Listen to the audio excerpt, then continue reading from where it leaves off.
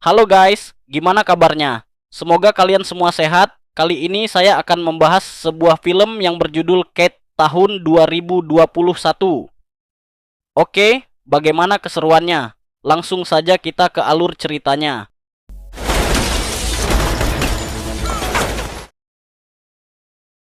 Kisah bermula dengan pemandangan kota Osaka di negara Jepang. Kemudian, kita akan diperlihatkan dengan sebuah truk berwarna pink yang sedang melaju ke arah sebuah lokasi. Ternyata di dalamnya ada seorang wanita cakep bernama Kate. Ini parasnya. Saat ini dia bersama seorang pria yang berperan sebagai mentor yang bernama Ferry. Diketahui Kate merupakan seorang pembunuh bayaran di bawah kendali Ferry, di mana dia memberi misi kepada Kate untuk membunuh dua petinggi Yakuza, yang tak lama lagi keduanya akan memasuki sebuah area kompleks.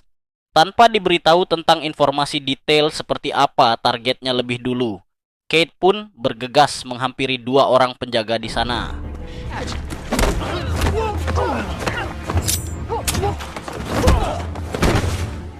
Dalam waktu singkat, dia berhasil melumpuhkan para penjaga. Ketika salah satu mobil datang, Kate telah berada dalam posisi siap untuk menembak.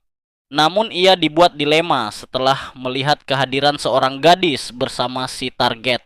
Situasi seperti ini menurutnya tak sesuai dengan protokol yang semestinya.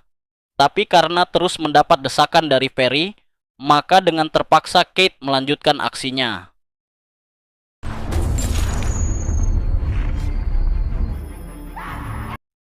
Melihat ayahnya yang tewas tepat di depan mata dan kepalanya seketika sang anak menjerit histeris. Di mana hal itu membuat Kate kehilangan fokusnya, sehingga salah satu target berhasil kabur.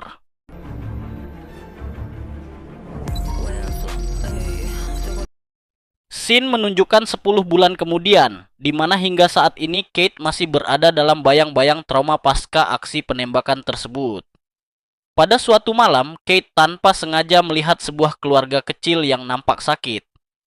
Dan ternyata Kate juga sangat merindukan sebuah suasana kehidupan baru di luar sana seperti kehidupan seorang wanita normal pada umumnya.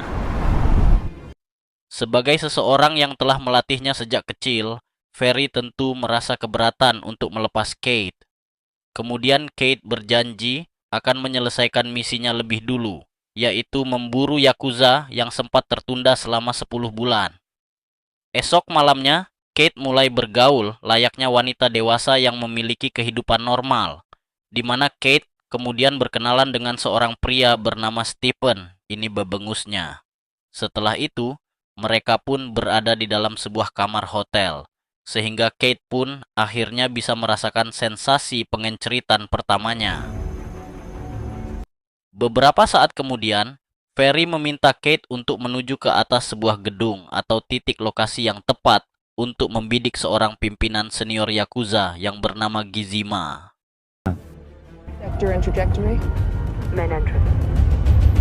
Namun saat membidik, tiba-tiba Kate merasakan sakit kepala sehingga tembakan pertamanya melenceng dari sasarannya. Kemudian Kate melesatkan tembakan susulan. Walau begitu, lagi-lagi tembakannya masih meleset sehingga Gizima berhasil lolos.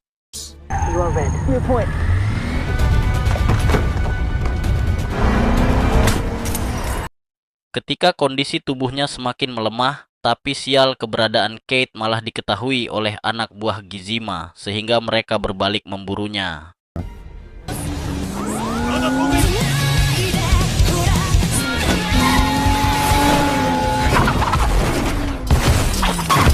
Scene menunjukkan pada sebuah gelas balik ketika Kate yang sejak kecil dilatih oleh Ferry sampai menjadi seorang pembunuh bayaran profesional seperti saat ini.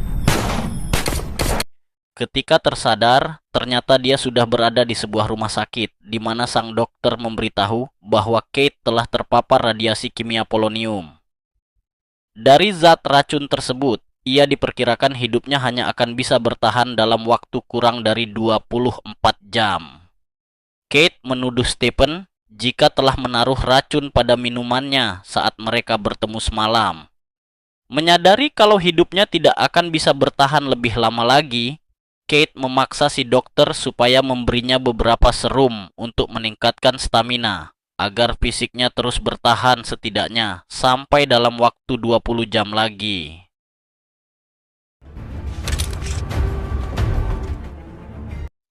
Tanpa buang waktu, Kate langsung mendatangi apartemen milik Stephen yang saat itu sedang bersama kekasihnya. Karena Kate tidak bisa berhenti, Kate berhenti. Ketika Kate mengancam dengan menodongkan pistol, akhirnya Stephen pun buka mulut. Jika dirinya telah disuruh oleh sekelompok Yakuza yang dijanjikan kebebasan jika berhasil membunuh Kate dengan racun. Setelah mendengar penjelasan Stephen yang sebenarnya, Kate mengurungkan niatnya untuk membunuh pasangan tersebut. Kemudian, ia memutuskan untuk segera pergi dari sana sebelum para Yakuza menemukan keberadaannya. Singkat cerita, Kate menemui Perry. Untuk mencari tahu tentang siapakah Yakuza yang menemukan keberadaannya, Perry mencari tahu tentang Gizima atau pria yang sedang menjadi targetnya saat ini. Karena dari awal, Perry tak pernah memberitahukan secara detail tentang informasi setiap targetnya. Tapi setelah didesak oleh Kate, akhirnya Perry menjelaskan bahwa Gizima adalah sesebuah geng Yakuza dari sebuah klan paling tua, sehingga namanya disematkan menjadi klan tersebut. Sementara pria yang telah dihabisi oleh Kat itu adalah adik kandungnya Gizima. Mendengar penjelasan Perry, Kate baru menyadari bahwa apa yang sedang ia derita dan kematian adiknya Gizima kemungkinan besar adalah bagian dari konspirasi dari geng Yakuza. Situasi ini membuat Kate semakin berambisi untuk menemukan mereka secepatnya. Berbekal informasi dari Stephen kalau salah satu cara untuk mengusut keberadaan Gizima yaitu dengan menemui seorang bawahannya. Demi sebuah informasi yang dianggap Kate sangat penting, ia dengan berani menemui anak bawah Gizima dan melakukan apa saja meskipun harus melawan mereka semua hanya seorang diri.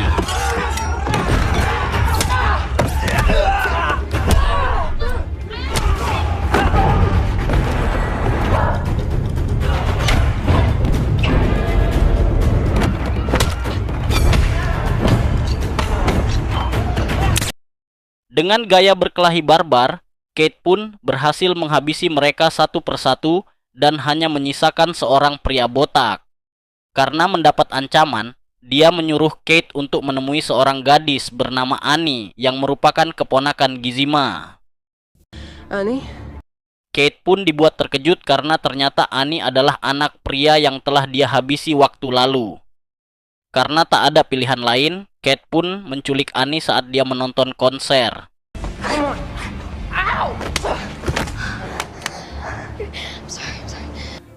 Kate memaksanya menghubungi seorang penasehat kepercayaan Gizima bernama Renji, agar Gizima mau datang ke sebuah tempat jika keponakannya ingin selamat. Namun tanpa sepengetahuan Gizima, ternyata Renji memiliki rencana licik. Dia menyuruh anak buahnya untuk membunuh Annie. Kemudian membuat skenario seolah-olah Annie telah tewas diculik oleh Kate. Sehingga dengan tewasnya Annie, maka garis keturunan Yakuza klan Gizima akan terputus. Yang artinya Renji akan jadi satu-satunya orang sebagai pewaris tahta klan Gizima. Setibanya di tempat yang telah ditentukan, Kate terlihat sangat kecewa. Karena yang datang bukan Gizima, melainkan hanya anak buah Renji yang masih ingusan.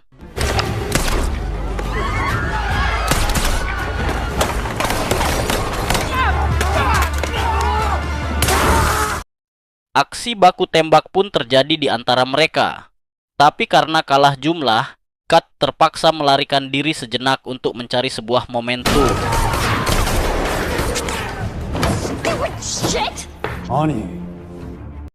Mereka pun akan membunuh Annie dan dibuat seolah-olah Kate adalah pelakunya. Dan beruntungnya, Kate datang di saat yang tepat dan berhasil menghabisi mereka semua.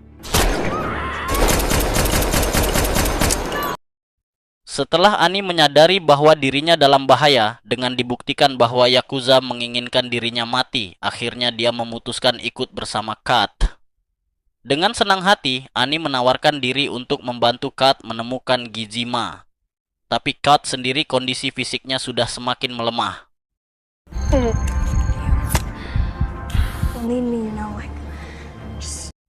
Dalam sekejap, Annie merubah Kate dengan gaya penampilan ala-ala kegenian. Lantas di bawah menemui seorang bernama Udin, yang menurutnya Annie banyak tahu tentang Gizima.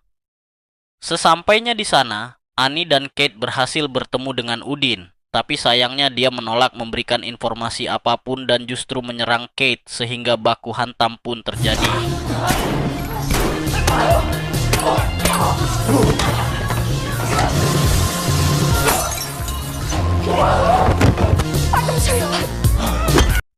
Dari ponsel milik Udin, Kate mendapatkan informasi bahwa Renji lah yang sebenarnya lebih tahu tentang Gizima. Hingga Annie memutuskan untuk menyergap Renji yang saat ini dalam perjalanan. Dengan tembakan jitu, Kate berhasil membunuh beberapa orang pengawalnya. Hey Renji. Annie yang hanya tahu bahwa Renji adalah orang di balik pembunuhan ayahnya dulu. Tanpa segan-segan menodongkan pistol ke kepala Renji dengan nada penuh ancaman. Getting fat off of my dad's carcass. Kemudian Kate dan Annie pergi menuju ke sebuah lokasi yang diakini kalau Gizima berada di sana. Setelah itu, Kate memberitahu Ferry jika dirinya telah berhasil menemukan lokasi persembunyian Gizima. Tapi mengingat masa hidupnya hanya tinggal sedikit lagi, Kate meminta Ferry untuk datang mengambil mayatnya di tempat tersebut. Melihat sosok Kate, Annie teringat dengan sang ibu yang konon juga merupakan seorang gaijin atau warga Jepang dari keturunan asing. Tapi sampai usianya saat ini, dia tidak pernah mengetahui seperti apa sosok ibunya. Setelah perjalanan beberapa menit, akhirnya mereka sampai di sebuah perumahan, tempat Annie dan keluarga besarnya dulu tinggal di sana.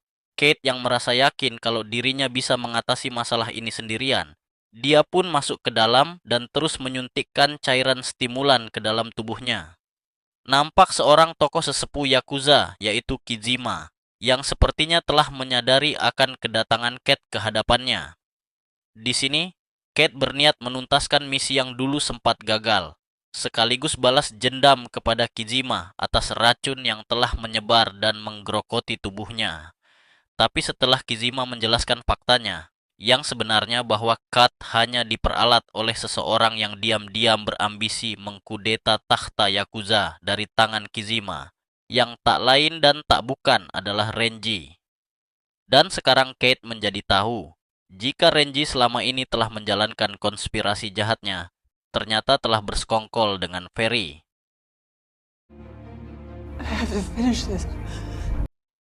Di saat yang sama, Ferry datang menghampiri Annie yang masih menunggu di luar rumah. Dengan mudahnya, Ferry mempengaruhi pikiran Annie dengan menjelaskan bahwa pembunuh ayahnya dulu bukanlah dari keluarga Gizima, melainkan oleh orang asing yang bernama Kate. Sementara Kate, kondisi tubuhnya kini hampir sekarat, namun dia berusaha untuk tetap hidup. Dia memastikan bahwa perjuangannya selama ini tidak akan berakhir sia-sia. Dia pun menyusun siasat dengan cara berpura-pura menembak mati Gizima. Annie yang sudah termakan omongan Ferry menganggap kalau Kate adalah orang yang telah membuat dia kehilangan anggota keluarganya. Annie bahkan nekat menembak Kate dan bersedia menjadi anak didik Ferry berikutnya.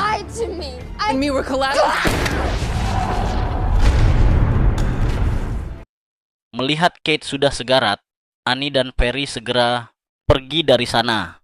Beruntung, Kizima yang sebenarnya pura-pura mati dan masih dalam keadaan sehat walafiat, dia pun segera menolong Kate dengan menyuntikkan sebuah racun stimulan sehingga Kate berhasil menunda kematiannya untuk sementara waktu. Mengetahui Ferry telah pergi, mereka pun langsung bergegas untuk mengejarnya. Di sisi lain, terlihat Ferry menemui Renji di markasnya dan memutuskan bergabung dengan Yakuza, yang kepimpinannya kini telah diambil alih oleh Renji. Memang dari awal, Renji dan Fairy sengaja mengorbankan Kate untuk menyingkirkan Kizima sebagai pemegang takhta kepimpinan Yakuza saat ini. Singkat cerita, Kate telah tiba di markasnya si Renji. Dengan tujuan menyelamatkan Annie, sekaligus menghabisi Renji dan Fairy.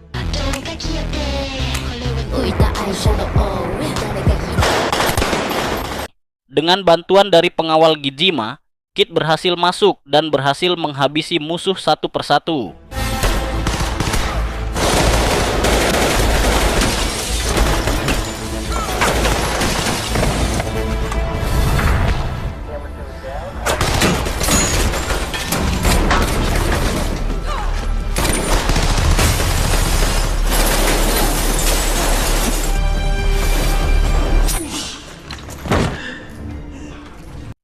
Dan betapa terkejutnya Renji ketika melihat Gijima ternyata masih hidup. Di sini, akhirnya Gijima mengajak Renji bertarung secara kesatria, berduel 1 lawan 1, untuk membuktikan siapa yang lebih layak menjadi pemegang takhta kepimpinan Yakuza. Gijima yang lebih mahir menggunakan samurai, mampu menebas lehernya Renji hanya dalam 2 gerakan saja. Sementara Kit berhasil menemukan tempat persahabatan sembunyian Fairy yang terlihat panik. Dia langsung menawan Annie dengan mengancam akan membunuhnya. Tapi Kit yang sudah terlanjur muak dengan sandiwara Fairy, dia langsung menghabisinya saat itu juga.